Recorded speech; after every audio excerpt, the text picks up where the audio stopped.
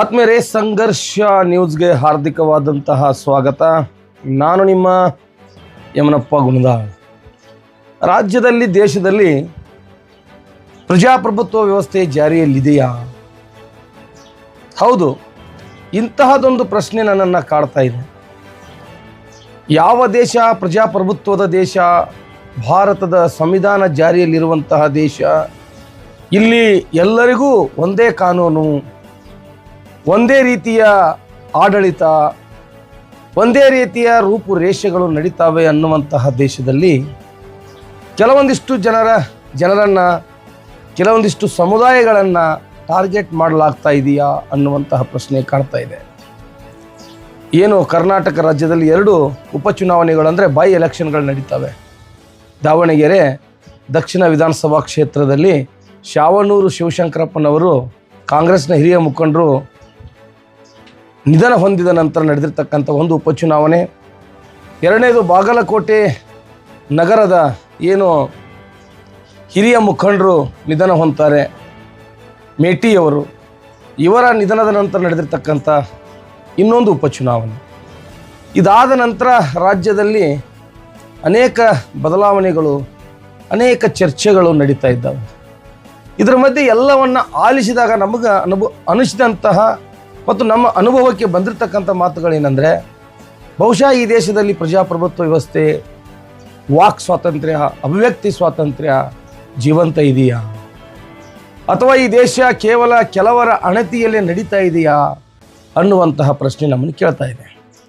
ತಮ್ಮೆಲ್ಲರಿಗೂ ಗೊತ್ತು, ಕಾನ್ಶಿರಾಮ್ಜಿ ಅವರು ಸೇರಿದಂತೆ ಅನೇಕರು ವಾದ ಮಾಡುವಂಥದ್ದು ಏನಂದ್ರೆ, ಜಿತನಿ ಜಿನಿಕ್ಕಿ ಸಂಖ್ಯಾ ಭಾರಿ ಉತನಿ ಉನಿಕಿ ಭಾಗಿದಾರಿ. ಯಾರದು ಅತಿ ಹೆಚ್ಚು ಸಂಖ್ಯೆ ಇದೆಯೋ, ಜನಾಂಗ ಇದೆಯೋ, ಅವರಿಗಷ್ಟು ಪಾಲು ಈ ದೇಶದಲ್ಲಿ ಸಿಗಬೇಕನ್ನುವಂಥದ್ದು ಸಂವಿಧಾನ ಹೇಳ್ತದೆ. ಆದರೆ ಕೆಲವು ಬೆರಳೆಣಿಕೆ ಇರುವಷ್ಟು ಜಾತಿಗಳು ಅಥವಾ ಒಂದು ರೀತಿ ನಾವೇ ರಾಷ್ಟ್ರ ಪ್ರೇಮಿಗಳು ಅಂತ ಹೇಳ್ಕೊಂಡು ಅಡ್ಡಾಡುವಂತಹ ಕೆಲವೊಂದಿಷ್ಟು ಆಂತರಿಕ ಭಯೋತ್ಪಾದಕರ ಕೈಯಲ್ಲಿ ದೇಶ ಏನಾದರೂ ಸಿಲುಕಿದೆಯಾ ಅನ್ನುವಂಥದ್ದು. ಈಗ ಜಮೀರ್ ಅಹ್ಮದ್ ಖಾನ್ ಅವರು ಅಥವಾ ಮುಸ್ಲಿಂ ಸಮಾಜ ದಾವಣಗೆರೆ ಉಪಚುನಾವಣೆಯಲ್ಲಿ ತಮ್ಮ ಅಭ್ಯರ್ಥಿಗಳು, ಮುಸ್ಲಿಂ ಅಭ್ಯರ್ಥಿ ಕೊಡಬೇಕು, ಯಾಕಂದರೆ 80% ಅಂದರೆ 90% ನಾವು ಮತದಾರರಿದ್ದೀವಿ ಅಲ್ಲಿ, ಮತ್ತು ಇದು ಶಾವನೂರು ಶಿವಶಂಕರಪ್ಪನವರ ಆಶೆ ಕೂಡ ಆಗಿತ್ತು, ಮುಸ್ಲಿಮರಿಗೆ ಟಿಕೆಟ್ ಕೊಡ್ರಿ ಅಂತಾರೆ. ಅಂತಿಮವಾಗಿ ಶಾವನೂರವರ ಮೊಮ್ಮಗನಿಗೆ ಟಿಕೆಟ್ ಫೈನಲ್ ಆಗ್ತದೆ. ಅದಾದ ನಂತರ ಮುಸ್ಲಿಂ ಸಮಾಜ ಸ್ವಲ್ಪ ಮುನಿಸಿಕೊಂಡಿತ್ತು ಅನ್ನುವಂಥದ್ದು. ಇದರ ಮಧ್ಯೆ SDPI ಪಕ್ಷ ಕೂಡ ಅಲ್ಲಿ ನಾಮಿನೇಷನ್ ಮಾಡ್ತಾರೆ. ಅದಲ್ಲದೆ ಬೇರೆ ಬೇರೆ ಮುಸ್ಲಿಂ ಮುಖಂಡರುಗಳು ಕೂಡ ಅಲ್ಲಿ ನಾಮಿನೇಷನ್ ಮಾಡ್ತಾರೆ. ಪೈಲ್ವಾನ್ ಕೂಡ, ನಾನೊಬ್ಬ ಕಾಂಗ್ರೆಸ್ ಬಂಡಾಯ ಅಭ್ಯರ್ಥಿ ಇದ್ದರು, ಅವರು ಕೂಡ ನಾಮಿನೇಷನ್ ಮಾಡ್ತಾರೆ. ಇದಾದ ನಂತರ ಕಾಂಗ್ರೆಸ್ ಹೈಕಮಾಂಡ್ ಶತಾಯಗತಾಯ ಮುಖ್ಯಮಂತ್ರಿ ಸಿದ್ದರಾಮಯ್ಯನವರ ನೇತೃತ್ವದಲ್ಲಿ ಏನೇನೋ ಮಾಡಿ ಕೊನೆಗೂ ಮುನಿಸಿಕೊಂಡಿರ್ತಕ್ಕಂಥ ಜಮೀರ್ ಅಹ್ಮದ್ ಖಾನ್ ಅವ್ರನ್ನ ಕೂಡ ನಾವು ಕಣಕ್ಕಿಳಿಸ್ತೀವಿ ಅಂಥೇಳಿ ಅವ್ರನ್ನ ಏನೇನೋ ತಂದು ಒಂದು ಸರ್ಕಸನ್ನು ಮಾಡಿದರು. ಇದಾದ ಮೇಲೆ ಮುಸ್ಲಿಂ ಸಮುದಾಯದ 2 ಮುಖಂಡರುಗಳ ತಲೆದಂಡ ಆಗ್ತದೆ. MLC ಆಗಿರ್ತಕ್ಕಂಥ ನಶೀರ್ ಅಹಮ್ಮದ್ ಅವರು ಮತ್ತು ಕಾಂಗ್ರೆಸ್ ಮುಖಂಡರಾಗಿರ್ತಕ್ಕಂಥ ಅಬ್ದುಲ್ ಜಬ್ಬಾರ್ ಅವರು, ಇವರಿಬ್ಬರ ಮೇಲೆ ಪಕ್ಷ ಶಿಸ್ತು ಕ್ರಮ ಜರುಗಿಸಿದೆ ಅನ್ನುವಂತಹ ಮಾಹಿತಿ ನಮ್ಮೆಲ್ಲರಿಗೂ ಬರ್ತದೆ. ಇದಾದ ನಂತರ ಕರ್ನಾಟಕದಲ್ಲಿರ್ತಕ್ಕಂತಹ ಉಲ್ಮಾಗಳು ಮತ್ತು ಕೆಲವೊಂದಿಷ್ಟು ಮುಸ್ಲಿಂ ಸಂಘಟನೆಗಳು ಇವರ ವಿರುದ್ಧ ಬಿದ್ದಿದ್ದಾರೆ. ಯಾವುದೇ ಮುನ್ಸೂಚನೆ ಇಲ್ಲದೇನೆ ಶಿಸ್ತು ಕ್ರಮವನ್ನು ತೆಗೆದುಕೊಳ್ಳಲಾಗಿದೆ, ನೋಟಿಸ್ ನೀಡಿಲ್ಲ, ಇವ್ರ ಮೇಲೆ ತನಿಖೆ ಮಾಡಿಲ್ಲ ಅನ್ನುವಂಥ ವಾದ. ಹೀಗೆ ಮುಸ್ಲಿಂ ಸಮಾಜದ ಕೆಲವೊಂದಿಷ್ಟು ಮುಖಂಡರುಗಳು ಇದನ್ನು ಒಪ್ಪಿದ್ದಾರೆ, ಸರಿಯಾಗಿದೆ ಕ್ರಮವನ್ನು ಜಯಿಸುವುದು ಪಕ್ಷ ವಿರೋಧ ಚಟುವಟಿಕೆ ಅಂತ ಹೇಳಿ. ಇನ್ನು ಕೆಲವರು ಇದನ್ನು ವಿರೋಧ ಮಾಡಿದ್ದಾರೆ. ಇದರ ಮಧ್ಯ ಕೇಳಿ ಬರ್ತಕ್ಕಂಥ ಕೂಗಂದರೆ, ಈ ದೇಶದಲ್ಲಿರ್ತಕ್ಕಂಥ ಅಸ್ಪೃಶ್ಯರು, ಮುಸಲ್ಮಾನರು, ಹಿಂದುಳಿದ ವರ್ಗದವರು ಅವರದೇ ಆದಂತಹ ರಾಜಕೀಯ ಪಕ್ಷವನ್ನು ಕಟ್ಟಿದ್ರೆ, ಅವರದೇ ಆದಂಥ ರಾಜಕೀಯ ಪಕ್ಷ ಮತ್ತು ಸಿದ್ಧಾಂತದಲ್ಲಿ ಇದ್ದಿದ್ದೇ ಆದರೆ ಇವತ್ತು ಈ ದಿನಗಳು ನೋಡಲಿಕ್ಕೆ ಸಿಗ್ತಾ ಇರಲಿಲ್ಲ. ಒಂದು ಕ್ಷೇತ್ರದಲ್ಲಿ ಅತಿ ಹೆಚ್ಚು ಜನಸಂಖ್ಯೆಯಲ್ಲಿ ನಾವಿದ್ರೂ ಕೂಡ ಕಾಂಗ್ರೆಸ್ ತನ್ನ ಅಣತಿಯಂತೆ ತನಗೆ ಯಾರು ಇಷ್ಟನೋ ಅವರಿಗೆ ಟಿಕೆಟ್ ಫೈನಲ್ ಮಾಡ್ತದೆ ಅಂದರೆ, ನಾವು ಈ ದೇಶದಲ್ಲಿ ಕೇವಲ ವೋಟ್ ಬ್ಯಾಂಕ್ ಮಾತ್ರನಾ? ಈ ಹಿಂದೆ ತಾವೆಲ್ಲ ಗಮನಿಸಿರ್ಬೋದು. ಇದೇ ಜಮೀರ್ ಅಹ್ಮದ್ ಖಾನ್ ಅವರು ಮುಖ್ಯಮಂತ್ರಿ ಹೆಸರಲ್ಲಿ ನಾನು ಇದ್ದೀನಿ, ಯಾರು ಬೇಕಾದ್ರೂ ಕೂಡ ಮುಖ್ಯಮಂತ್ರಿ ಆಗ್ಬೋದು ಅಂದಿದ್ದಕ್ಕೆ ಇದೇ DK ಶಿವಕುಮಾರ್ ಅವ್ರಿಗೆ ನೋಟಿಸ್ ಕೊಟ್ಟಿದ್ರು. ಕಾಂಗ್ರೆಸ್ ಹೈಕಮಾಂಡ್ನಿಂದ ನೋಟಿಸ್ ಬಂದಿತ್ತು ಅವರಿಗೆ, ನೀವು ಈ ಥರ ಮಾತನಾಡಬಾರ್ದು. ಅಂದರೆ ಅಭಿವ್ಯಕ್ತಿ ಸ್ವಾತಂತ್ರ್ಯವನ್ನ ಕೂಡ ಕಸಿದುಕೊಳ್ಳುವ ಮಟ್ಟಕ್ಕೆ ಇವ್ರು ಹೋಗ್ತಾರಂದ್ರೆ ಇಲ್ಲೇನಾದ್ರೂ ದಲಿತರಂತ ಇರುವಂತಹ ಶಾಸಕರು ಮಂತ್ರಿಗಳು, ಮುಸಲ್ಮಾನರಂತ ಇರುವಂತಹ ಶಾಸಕರು ಮಂತ್ರಿಗಳು ಉಸಿರುಗಟ್ಟುವ ವಾತಾವರಣದಲ್ಲಿ ಏನಾದರೂ ಇದ್ದಾರಾ? ಇವರಿಗೆ ಅವರವರ ಸಮುದಾಯದ ಒಳಿತಿಗಿಂತ ಕಾಂಗ್ರೆಸ್ ಪಕ್ಷದ ಕಾಪಾಡೋದೇ ಇವರಿಗೆ ಮುಖ್ಯ ಗುರಿ ಇದೆಯಾ ಅನ್ನುವಂಥ ಪ್ರಶ್ನೆ ಕಾಡ್ತಾ ಇದೆ. ಇದರ ಮಧ್ಯೆ ಕಾಂಗ್ರೆಸ್ ಅನ್ನುವಂಥ ಒಂದು ಪಕ್ಷ, ಬಿಜೆಪಿ ಅನ್ನುವಂಥ ಪಕ್ಷ, JDS ಅನ್ನುವಂಥ ಪಕ್ಷ ಅಥವಾ SDP, BSP ಇವೆಲ್ಲವೂ ಕೂಡ ರಾಜ್ಯ ಮತ್ತು ರಾಷ್ಟ್ರ ಚುನಾವಣೆ ಆಯೋಗದಲ್ಲಿ ರಿಜಿಸ್ಟರ್ ಆಗಿರ್ತಕ್ಕಂತಹ ಪ್ರತ್ಯೇಕ ಪ್ರೈವೇಟ್ ಪಕ್ಷಗಳೇ ವಿನಃ ಇವು ಭಾರತ ದೇಶದ ಸರ್ಕಾರಕ್ಕೆ ಅಥವಾ ಸರ್ಕಾರೇತರ ಏನು ಸಂಬಂಧಗಳಿಗೆ ಸಂಬಂಧಪಟ್ಟಂತಹ ಪಕ್ಷಗಳಲ್ಲ. ಇವೆಲ್ಲ ಖಾಸಗಿ ಪಕ್ಷಗಳು. BJP ಇವತ್ತು ನಾವು ಎಂಥ ರಾಷ್ಟ್ರಭಕ್ತಿ ತೋರ್ತೀವಿ ಅಂದರೂ ಕೂಡ ಅದೊಂದು ಖಾಸಗಿ ಪಕ್ಷ, ರಿಜಿಸ್ಟರ್ ಮಾಡಿರ್ತಕ್ಕಂಥ, ನೋಂದಣಿ ಆಗಿರ್ತಕ್ಕಂಥ, ಚುನಾವಣೆ ಆಯೋಗದಲ್ಲಿ ನೋಂದಣಿ ಆಗಿರ್ತಕ್ಕಂಥ ಒಂದು ಪಕ್ಷ. BSPಯೂ ಕೂಡ ಚುನಾವಣೆ ಆಯೋಗದಲ್ಲಿ ನೋಂದಣಿ ಆಗಿರ್ತಕ್ಕಂಥ ಒಂದು ಪಕ್ಷ. SDPI ಕೂಡ ಚುನಾವಣೆ ಆಯೋಗದಲ್ಲಿ ನೋಂದಣಿ ಆಗಿರ್ತಕ್ಕಂಥ ಒಂದು ಪಕ್ಷ. ಅಲ್ಲಿ ಎಲ್ಲರೂ ಅವ್ರದೇ ಆದಂತಹ ರೂಲ್ಸ್ಗಳು, ಇಲ್ಲಿ ಬೇರೆ ಬೇರೆ ಪಕ್ಷಗಳಿಗೆ ಬೇರೆ ಬೇರೆ ರೂಲ್ಸ್ಗಳಿಲ್ಲ. ಅದಾಗಿಯೂ ಕೂಡ ಕೆಲವೊಂದು ಪಕ್ಷವನ್ನು ಇವರು ಭಯೋತ್ಪಾದಕರ ಪಕ್ಷ ಅಂತ ಟೀಕೆ ಮಾಡ್ತಾರೆ. ಕೆಲವೊಂದು ಪಕ್ಷಗಳನ್ನು ಅವರು ರಾಷ್ಟ್ರದ ಸಂಪತ್ತನ್ನು ಕಾಪಾಡುವ ರಾಷ್ಟ್ರ ಭಕ್ತಿಯಿಂದ ಇರುವಂಥ ಪಕ್ಷಗಳನ್ನು ತೋರಿಸ್ತಾರೆ. ಕೆಲವೊಂದು ಪಕ್ಷವನ್ನು ಇವರು ದಲಿತ ಪರ ದಲಿತರಿಗಾಗಿ ಅಷ್ಟೇ ಮೀಸಲಿರುವಂಥ ಪಕ್ಷ ಅಂತ ತೋರಿಸ್ತಾರೆ. ಕೆಲವೊಂದಿಷ್ಟು ಪಕ್ಷಗಳಿಗಿಲ್ಲ, ನಾವು ಬಡವರ ಪರವಾಗಿ, ದೀನ ದಲಿತರ ಪರವಾಗಿರುವಂಥ ಪಕ್ಷಗಳು ಅಂತ ತೋರಿಸ್ತಾರೆ. ನಾವು ಭಾರತ ದೇಶದ ಪಕ್ಷಗಳು, ಇವು ಕೇವಲ ಒಂದು ಸಮುದಾಯಕ್ಕೆ ಸೇರಿದ ಪಕ್ಷಗಳನ್ನು ತೋರಿಸುವಂತಹ ಈ ಪ್ರಯತ್ನದ ಹಿಂದೆ ಈ ದೇಶದ ಜನರನ್ನ ಅಥವಾ ಈ ದೇಶದ ಬಹುದೊಡ್ಡ ಸಂಖ್ಯೆಯಲ್ಲಿ ಇರತಕ್ಕಂಥ ವೋಟರ್ಸ್ಗಳನ್ನ ಯಾಮಾರಿಸುವ ತಂತ್ರ ಏನಾದರೂ ಈ ಪಕ್ಷಗಳು ಹೆಣೆದಿದ್ದಾವ? ಹಾಗೇನಾದರೂ ಆಗಿದ್ರೆ, ಬಹುಶಃ ಇದೆಲ್ಲ ಸತ್ಯವೇ ನಾನು ಹೇಳ್ತಾ ಇರುವಂಥದ್ದು, ಹಾಗೇನಾದರೂ ಆದ್ರೆ ಈ ದೇಶದ ಅಥವಾ ಈ ರಾಜ್ಯದ ಮುಸ್ಲಿಂ ಸಮಾಜ, ದಲಿತ ಸಮಾಜ, ಹಿಂದುಳಿದ ವರ್ಗದವರು ಯಾವ ಬೋಲ್ಡ್ ಸ್ಟೆಪ್ ತಗೊಳ್ತಾ ಇದ್ದೀರಿ? ಒಂದು ವೇಳೆ ಈಗಾಗಲೇ ಅನೇಕ ವಿಚಾರಗಳದಾವ. ಈಗ ಒಳ ಮೀಸಲಾತಿಗಾಗಿ ಸಂಬಂಧಪಟ್ಟಂತೆ ರಾಜ್ಯ ಸರ್ಕಾರ ಸ್ಪಷ್ಟವಾದಂಥ ನಿಲುವು ತೆಗೆದುಕೊಂಡಿಲ್ಲ. ಈ ಕಡೆ ಕಾಂತರಾಜು ಆಯೋಗದ ವರದಿಯನ್ನು ಜಾರಿ ಮಾಡ್ತೀವಿ ಅಂತ ಹೇಳಿದ ಸಿದ್ದರಾಮಯ್ಯನವರು ಅದರ ಬಗ್ಗೆ ಇವತ್ತಿಗೂ ಮಾತನಾಡ್ತಾ ಇಲ್ಲ. ಏನು ಮುಸ್ಲಿಮರಿಗೆ ಸಿಗ್ತಕ್ಕಂತಹ 2B ರಿಸರ್ವೇಷನ್ ಇತ್ತು, ಆ ರಿಸರ್ವೇಷನ್ ರಿಸ್ಟೋರ್ ಮಾಡ್ತೀವಿ, ಎಲ್ಲ ಮುಸಲ್ಮಾನ್ ಬಾಂಧವರಿಗೆ ನಾವು ರಕ್ಷಣೆ ಕೊಡ್ತೀವಿ ಅಂತಿದ್ರು, ಅದ್ರ ಬಗ್ಗೆ ತುಟಿಪಿಟ್ಟಿಕಂದಿಲ್ಲ. ರಾಜ್ಯದಲ್ಲಿ ಪ್ರತಿನಿತ್ಯ ದಲಿತರ ಮೇಲೆ, ಬಡವರ ಮೇಲೆ ದೌರ್ಜನ್ಯ, ದಬ್ಬಾಳಿಕೆಗಳು ನಡೀತಾನೆ ಇದ್ದಾವೆ. ಅದರ ಬಗ್ಗೆ ಸರ್ಕಾರ ಇವತ್ತು ಕೂಡ ಗಮನ ಹರಿಸಿಲ್ಲ. ಕೇವಲ ಗ್ಯಾರಂಟಿ ಯೋಜನೆಗಳು, ಈ ಬಸ್ ಫ್ರೀ ಇರುವಂತಹ ಯೋಜನೆಗಳ ಬೆನ್ನು ಬಿದ್ದಿರುವಂಥ ಸರ್ಕಾರ ಅನೇಕ 10,000 ಕೋಟಿ ರೂಪಾಯಿ ಈ ಅಸ್ಪೃಶ್ಯರ ಹಣವನ್ನು ಕೂಡ ತೆಗೆದುಕೊಂಡು ಇವತ್ತು ಆಟ ಆಡ್ತಾ ಇದೆ ಅನ್ನುವಂಥ ಆರೋಪಗಳು ಕೂಡ ಕೇಳಿ ಬರ್ತಾ ಇದ್ದಾವೆ. ಇದರ ಮಧ್ಯೆ ಒಂದು ಕಡೆ ದಲಿತ ಸಮಾಜದ ನೌಕರರು, ಸಂಘಟಕರು, ಮುಖಂಡರುಗಳು ಸೇಫ್ ಆಗಿಲ್ಲ, ಅವ್ರ ಮೇಲೆ ಕೂಡ ಜಾತಿ ನಿಂದನೆ ಅಂಥದ್ದು, ದಬ್ಬಾಳಿಕೆ, ದೌರ್ಜನ್ಯಗಳು ನಡೀತಾ ಇದ್ದಾವೆ ಅನ್ನುವಂತಹ ಕೂಗು. ಇನ್ನೊಂದು ಕಡೆ ಮುಸಲ್ಮಾನರಿಗೆ ನೇರವಾಗಿ ನೀವು ದೇಶದ್ರೋಹಿಗಳು, ನೀವು ಪಾಕಿಸ್ತಾನಕ್ಕೆ ಹೋಗ್ರಿ, ನೀವು ಹಂಗೆ ಮಾಡ್ರಿ ಅನ್ನುವಂತಹ ಇನ್ನೊಂದು ವಾದ, ಇನ್ನೊಂದು ಹೀಗೆ ಒಟ್ಟಾರೆಯಾಗಿ ನಾವು ಅವಲೋಕನ ಮಾಡಿದಾಗ ಈ ದೇಶದ ಪ್ರಜಾಪ್ರಭುತ್ವ ವ್ಯವಸ್ಥೆಯನ್ನ, ಪ್ರಜಾತಾಂತ್ರಿಕತೆಯನ್ನ, ನಮಗಿರುವಂಥ ಹಕ್ಕು ಬಾಧ್ಯತೆಗಳನ್ನು ಈ ರಾಜಕೀಯ ಪಕ್ಷಗಳು ಸಂಪೂರ್ಣವಾಗಿ ಮುಗಿಸುವ ಹಂತಕ್ಕೆ ತಲುಪಿದ್ದಾರಾ? ತಮ್ಮ ಗೆಲುವಿಗಾಗಿ, ತಮ್ಮ ಉಳಿವಿಗಾಗಿ, ತಮ್ಮ ಪಕ್ಷದ ಹಿತಾಸಕ್ತಿಗಾಗಿ ಈ ದೇಶದ ನಾಗರಿಕರ ಹಿತವನ್ನೇ ಬಲಿ ಕೊಡುವಷ್ಟರ ಮಟ್ಟಿಗೆ ಅವರು ಬೆಳೆದಿದ್ದಾರಾ ಅನ್ನುವಂಥ ಪ್ರಶ್ನೆ ನಮಗೆ ಕಾಡ್ತಾ ಇದೆ. ಬಹಳಷ್ಟು ಜನ ದಲಿತ ಪರ ಮುಖಂಡರುಗಳು, ಮುಸ್ಲಿಂ ಪರ ಮುಖಂಡರುಗಳು ಕಾಂಗ್ರೆಸ್ ಪಕ್ಷವನ್ನ ಬೆಂಬಲಿಸಬಹುದು. ಕೆಲವೊಂದಿಷ್ಟು ದಲಿತ ಪರ ಮುಸ್ಲಿಂ ಪರವರು BJP ಪಕ್ಷವನ್ನು ಕೂಡ ಬೆಂಬಲಿಸಬಹುದು.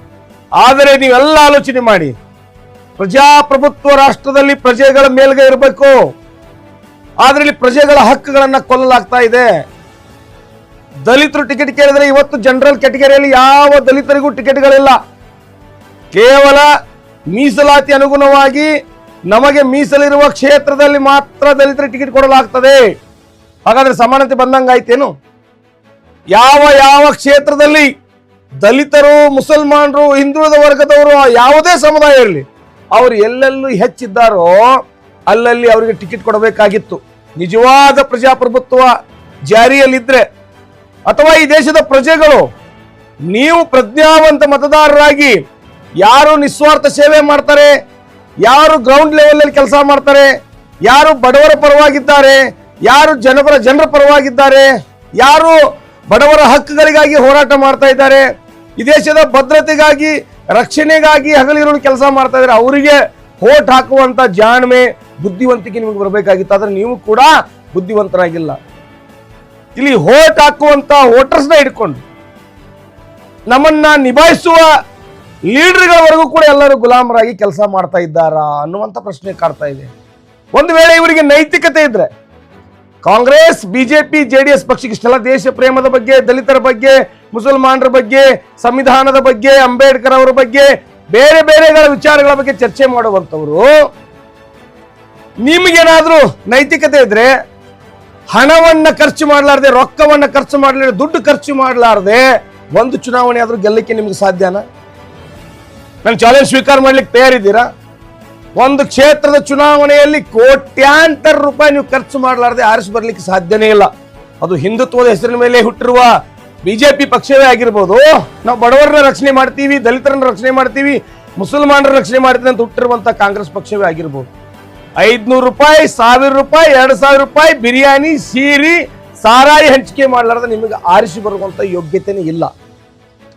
ಹೀಗಾಗಿ ಈ ದೇಶದ ಜನ ಬಹಳಷ್ಟು ಗಂಭೀರ ರೂಪದಲ್ಲಿ ಆಲೋಚನೆ ಮಾಡಬೇಕಾಗಿದೆ. ಯಾಕಂದ್ರೆ ಬರುವಂತಹ ಸ್ಥಳೀಯ ಸಂಸ್ಥೆ ಚುನಾವಣೆಗಳು, ಈ ಸ್ಥಳೀಯ ಸಂಸ್ಥೆಯ ಚುನಾವಣೆ ಅಂದ್ರೆ ನಗರಸಭೆ, ಪುರಸಭೆ, ಪಟ್ಟಣ ಪಂಚಾಯಿತಿ, ಗ್ರಾಮ ಪಂಚಾಯಿತಿ ಎಲ್ಲ ಚುನಾವಣೆಗಳೇನು ಬರ್ತಾವಲ್ಲ, ಇವು ಮುಂದಿನ MLAಗಳ ಭವಿಷ್ಯವನ್ನು ನಿರ್ಧಾರ ಮಾಡುವಂತ ಚುನಾವಣೆಗಳಿವು.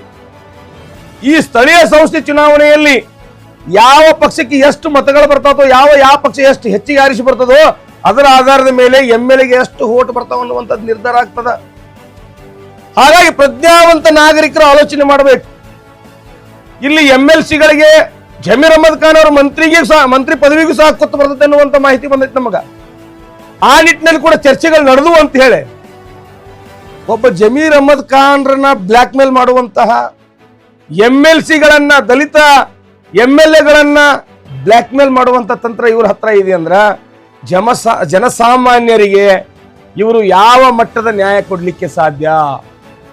ಅಂಬೇಡ್ಕರ್ ಸಾಹೇಬರು ಹೇಳಿದ ಹಾಗೆ ಪ್ರಜಾಪ್ರಭುತ್ವ ರಾಷ್ಟ್ರದಲ್ಲಿ ಪ್ರಜೆಗಳೇ ಪ್ರಭುಗಳಾಗಿದ್ದರೆ, ಪ್ರಜೆಗಳಿಂದಾನೇ ಎಲ್ಲ ಆಗ್ತಿದ್ರೆ ಈ MLAಗಳ ದಬ್ಬಾಳಿಕೆ ಯಾಕೆ? ಈ ಕಾಂಗ್ರೆಸ್, ಬಿಜೆಪಿ ಅಂತ ಪಕ್ಷಗಳ ದಬ್ಬಾಳಿಕೆ ಯಾಕೆ ನಮಗೆ ಅನ್ನುವಂತ ಪ್ರಶ್ನೆ ನಮ್ಮನ್ನು ಕಾಡ್ತದೆ. ಹಾಗಾಗಿ ಈ ಸಮಯ ಕೇವಲ ಚರ್ಚೆ ಮಾಡುವಂತ ಸಮಯ ಅಲ್ಲ, ಈ ಸಮಯ ಏನಾಗುತ್ತೋ ಅಂತ ನೋಡ್ಕೊಂಡು ಕೊಡುವಂತ ಸಮಯ ಅಲ್ಲ, ಈ ಸಮಯ ನಿರ್ಧಾರವನ್ನು ತೆಗೆದುಕೊಳ್ಳುವಂತ ಸಮಯ. ಈ ದೇಶದ ಮೂಲ ನಿವಾಸಿಯ ಪಕ್ಷಗಳು BSP, ಬಹುಜನ ಸಮಾಜ ಪಾರ್ಟಿ, MIM, SDPI ಸೇರಿದಂತೆ RPI, Republican party of India, Ambedkar ಅವರೇ ಹುಟ್ಟಾಕಿರ್ತಕ್ಕಂಥ ಪಕ್ಷ, ಬಹುಜನ ಆಘಾಡಿ, ಬಹುಜನ ವಂಚಿತ ಆಘಾಡಿ, ಹೀಗೆ ಹಲವಾರು ಪಕ್ಷಗಳು ನಿಮ್ಮ ಮಧ್ಯೆ ಇದ್ದಾವೆ. ಯಾಕೆ ನಾವು ಕಾಂಗ್ರೆಸ್, ಬಿಜೆಪಿ, JDSಗೆ ವೋಟ್ ಹಾಕಬೇಕು ಅನ್ನುವಂಥ ಪ್ರಶ್ನೆಯನ್ನ ನೀವು ಮಾಡಿಕೊಳ್ಬೇಕಾಗ್ತದೆ. ಯಾಕೆ ಅವ್ರ ಕೈಯಲ್ಲಿ ಗುಲಾಮರಾಗಿರ್ಬೇಕು ಅನ್ನುವಂಥ ಪ್ರಶ್ನೆಯನ್ನ ಮಾಡ್ಕೊಳ್ಬೇಕಾಗ್ತದೆ. ಈಗ ಮಹಿಳಾ ಮಸೂದೆ ಅಂಗೀಕಾರ ಆಗಲಿಲ್ಲ ಅನ್ನುವಂತಹ ಆಘಾತಕಾರಿ ಸುದ್ದಿ ಬರ್ತಾ ಇದೆ, ವೋಟ್ಗಳು ಕಡಿಮೆ ಬಿದ್ದು ಅಂತೇಳಿ. ಬಾಬಾ ಸಾಹೇಬ್ರು ಹೇಳ್ತಾರೆ ಮಹಿಳಾ ವಿಮೋಚನೆ ಆಗಬೇಕು ಅಂತೇಳಿ. ಆದ್ರೆ ಈ ರಾಜಕಾರಣಿಗಳು ಮಹಿಳೆಯರಿಗೆ ಅವಕಾಶಗಳನ್ನು ಕೊಡ್ತಾ ಇಲ್ಲ. ಯಾಕೆ ಕೊಡ್ತಲ್ಲ? ಆ ರಾಜಕಾರಣಿಗಳು ಯಾರು? ನೀವೇ ವೋಟ್ ಹಾಕಿ ಕಳಿಸಿರ್ತಕ್ಕಂತಹ ರಾಜಕಾರಣಿಗಳು ಹೆಣ್ಣು ಮಕ್ಕಳ ಸ್ವಾತಂತ್ರ್ಯಕ್ಕಾಗಿ ವೋಟನ್ನು ಹಾಕದೆ ಹೋದರೆ ಇವರೆಲ್ಲ ಯಾರು? ಹಾಗಾದ್ರೆ ಅಲ್ಲಿ JDSನವರು ಇದ್ದಾರೆ, ಕಾಂಗ್ರೆಸ್ನವರು ಇದ್ದಾರೆ, ಬಿಜೆಪಿ ಅವರು ಇದ್ದಾರೆ. ನೀವೆಲ್ಲ ಆಲೋಚನೆ ಮಾಡಬೇಕಾಗ್ತದೆ. ಇಷ್ಟರಲ್ಲೇ ಕ್ಷೇತ್ರಗಳು ಮರು ವಿಂಗಡಣೆ ಆಗಬೇಕಾಗಿದೆ, ಕ್ಷೇತ್ರಗಳ ಸಂಖ್ಯೆ ಹೆಚ್ಚಾಗ್ತಾ ಇದ್ದಾವೆ. ಹಾಗಾದ್ರೆ ಯಂಗ್ ಜನರೇಷನ್, ನಾಯಕತ್ವ ಗುಣ ಇರುವಂತ ಜನರೇಷನ್, ನಿಸ್ವಾರ್ಥ ಸೇವೆ ಮಾಡುವಂತಹ ನಾಯಕರುಗಳು ಮುನ್ನೆಲೆಗೆ ಬರಬಾರ್ದ? ಅವರು MLA MP ಆಗಬಾರ್ದ? ಅವರು ಆದ ನಂತರ ಭಾರತ ದೇಶ ಬದಲಾವಣೆ ಮಾಡಲಿಕ್ಕೆ, ಕರ್ನಾಟಕ ರಾಜ್ಯದಲ್ಲಿ ಅಭಿವೃದ್ಧಿಗಳಾಗಲಿಕ್ಕೆ ಅವಕಾಶ ನೀವು ಕೊಡಬೇಕು, ಕೊಡಬಾರ್ದು ಅನ್ನುವಂಥ ಪ್ರಶ್ನೆಯನ್ನ ನಿಮ್ಮಷ್ಟಕ್ಕೆ ನೀವು ಹಾಕೊಳ್ಬೇಕಾಗ್ತದೆ. ಈಗ ಮಾತಾಡದೆ ಹೋದ್ರೆ ಎಂದಿಗೂ ಕೂಡ ಮಾತನಾಡಕ್ ಆಗೋದಿಲ್ಲ. ರಾಜಕೀಯ ಅನ್ನೋದು ಯಾರಪ್ಪನ ಮನೆಯ ಸೊತ್ತಲ್ಲ ಅಂದು ಬಾಬಾ ಸಾಹೇಬರು ಹೇಳಿ ಹೋಗಿದ್ದಾರೆ. ಈ ದೇಶದಲ್ಲಿ ಇರ್ತಕ್ಕಂಥ 540ಕ್ಕೂ ಏನು ಸಂಸ್ಥಾನಗಳಿದ್ದಾವಲ್ಲ, ಆ ಸಂಸ್ಥಾನಗಳ ರಾಣಿ ಹೊಟ್ಟೆಯಲ್ಲೇ ರಾಜ್ಯ ಹುಡ್ತಾ ಇದ್ರು. ಅವರ ಗರ್ಭ ಚೀಲವನ್ನು ಆಪರೇಷನ್ ಮಾಡಿ ನಾನು ಕಿತ್ತೆಸೆದಿದ್ದೇನೆ. ಈಗ ರಾಜ ಮತದ ಪೆಟ್ಟಿಗೆಯಲ್ಲಿ ಹುಟ್ಟುತ್ತಾನೆ. ನೀವು ಹಾಕುವಂತ ಓಟಿನಿಂದಾನೇ ಅವನ ಜನನ ಆಗುತ್ತೆ. ಅಂದರೆ ನೀವು ಹಾಕುವ ಓಟಿನಿಂದ ಒಬ್ಬ ಗ್ರಾಮ ಪಂಚಾಯತಿ ಮೆಂಬರ್ ಹಿಡ್ಕೊಂಡು MLA MP ವರೆಗೂ ಆಯ್ಕೆ ಮಾಡುವಂತಹ ಅವಕಾಶ, ಆ ಒಂದು ತಾಕತ್ತು ಬಾಬಾ ಸಾಹೇಬ್ ಅಂಬೇಡ್ಕರ್ ಅವರು ಓಟಿನ ಮೂಲಕ ನಿಮಗೆ ಕೊಟ್ಟು ಹೋಗಿದ್ದಾರೆ. ಈಗ ಆಲೋಚನೆ ಮಾಡುವಂತಹ ಸಮಯ ಅಲ್ಲ, ನಿರ್ಧಾರವನ್ನು ತೆಗೆದುಕೊಳ್ಳುವಂತಹ ಸಮಯ ಇದು. ಹಾಗಾಗಿ ದೇಶದ ತುಂಬಾ, ರಾಜ್ಯದ ತುಂಬಾ ಕೂಗು ಕೇಳಿ ಬರ್ತಾ ಇದೆ. ಈ ದೇಶದಲ್ಲಿ ಇನ್ನೆಷ್ಟು ದಿನ ದಲಿತರನ್ನ, ಮುಸಲ್ಮಾನರನ್ನ, ಹಿಂದುಳಿದ ವರ್ಗದವರನ್ನ ತುಳಿಯಲ್ಪಡಲಾಗ್ತದೆ, ಅವರ ವಿರುದ್ಧ ಕಾನೂನುಗಳನ್ನ ಮಾಡಲಾಗುತ್ತೆ. ಇನ್ನೆಷ್ಟು ದಿನ ಈ ದಬ್ಬಾಳಿಕೆ, ದೌರ್ಜನ್ಯ, ಮೊದಲು ಒಂದು ರೀತಿ ಗುಲಾಮಗಿರಿ ಇತ್ತು, ಈಗ ಒಂದು ರೀತಿಯ ಗುಲಾಮಗಿರಿ ನಡೀತಾ ಇದೆ ಅನ್ನುವಂತಹ ಕೂಗು ಕೇಳಿ ಬಂದಿದೆ. ಸಮಯ ಬಂದಿದೆ, ಕಾಲ ಬದಲಾಗಿದೆ. ಅವರ ವಿಚಾರಗಳು ಒಂದೊಂದಾಗಿ ಹೊರಗಡೆ ಬರ್ತಾ ಇದ್ದಾವೆ. ಪಕ್ಷ ವಿರೋಧಿ ಎಂದರೆ ಆ ಪಕ್ಷದಲ್ಲಿ ಇದ್ದವರಿಗೆ ಮಾತ್ರ ಸೀಮಿತ. ಅದು ಪಕ್ಷದ ಹಿತ ಮುಖ್ಯವೋ, ದೇಶದ ಹಿತ ಮುಖ್ಯವೋ? ಪಕ್ಷ ಮುಖ್ಯವೋ, ಸಮುದಾಯ ಮುಖ್ಯವೋ? ನಿಮಗೊಂದು ಮಾತು ಹೇಳ್ತೀನಿ, ಈ ದೇಶದಲ್ಲಿ ರಾಮ ಮಂದಿರ ನಿರ್ಮಾಣ ಆಗಬೇಕಾದ್ರೆ, ಈ ದೇಶದಲ್ಲಿ ಬಾಬ್ರಿ ಮಸೀದಿ ಕೆಡಬೇಕಾದ್ರೆ ಸರ್ಕಾರ ಯಾವುದಿತ್ತಪ್ಪ? ಕಾಂಗ್ರೆಸ್ ಸರ್ಕಾರವೇ ಇತ್ತು. ಹಾಗಾದ್ರೆ ಯಾರಿದನ್ನ ಕೆಡವಿಸಿದ್ರು? ಇದೆಲ್ಲವನ್ನ ಆಲೋಚನೆ ಮಾಡುವ. ಈ ದೇಶದಲ್ಲಿ ಅಂಬೇಡ್ಕರ್ ಅವರಂತ ಮಹಾನ್ ಮೇಧಾವಿಗಳು ದೇಶದ ಸಂವಿಧಾನವನ್ನ ಬರೆದು ಸರ್ವರಿಗೂ ಸ್ವಾತಂತ್ರ್ಯ ಕೊಟ್ಟರು ಕೂಡ ಅಂಬೇಡ್ಕರ್ ಅವರನ್ನ ಹೀನಾಯವಾಗಿ ನಡೆಸಿಕೊಳ್ಳಲಾಗ್ತದೆ. ಅವರ ಮರಣಾನಂತರ ಭಾರತ ರತ್ನ ಕೊಡಲಾಗುತ್ತೆ 92ರಲ್ಲಿ VP ಸಿಂಗ್ ಸರ್ಕಾರದಲ್ಲಿ. ಅಂದರೆ ಇದರ ಅರ್ಥ ಏನು? ಯಾರು ನಮಗೆ ಮೋಸ ಮಾಡ್ತಾ ಇದ್ದಾರೆ? ಯಾರು ವಂಚಕರಿದ್ದಾರೆ? ಯಾರು ನಮ್ಮ ಹೋಟ್ಗಳನ್ನು ಕಬಳಿಸ್ತಾ ಇದ್ದಾರೆ? ನಾವೇನೋ ನಮ್ಮಲ್ಲಿ ಗಾದೆ ಮಾತಿದೆಯಲ್ಲ, ಒಂದಿಷ್ಟು ಹುಡಿಗಾಸಿಗಾಗಿ, ಒಂದಿಷ್ಟು ಹಣದ ಆಸೆಗಾಗಿ ನಾವು ನಮ್ಮ ಓಟನ್ನ ಮಾರಿಕೊಳ್ಳುವ ದುಸ್ಥಿತಿಗೆ ಯಾಕೆ ಬಂದಿದ್ದೇವೆ ಅನ್ನುವಂಥ ಆಲೋಚನೆ ಮಾಡುವ, ನಿರ್ಧಾರ ತೆಗೆದುಕೊಳ್ಳುವಂತ ಸಮಯ. ಇದರ ಬಗ್ಗೆ ಎಪಿಸೋಡ್ ಆಗಿ ಸಂಘರ್ಷ ನ್ಯೂಸ್ ನಿಮ್ಮ ಮುಂದೆ ಹಲವಾರು ವಿಷಯಗಳನ್ನ ಚರ್ಚೆಗೆ ತರಲಿದೆ. ನಿರಂತರ ಸುದ್ದಿಗಳಿಗಾಗಿ ನೋಡ್ತಾ ಇರಿ ಸಂಘರ್ಷ ನ್ಯೂಸ್ ಕರ್ನಾಟಕ.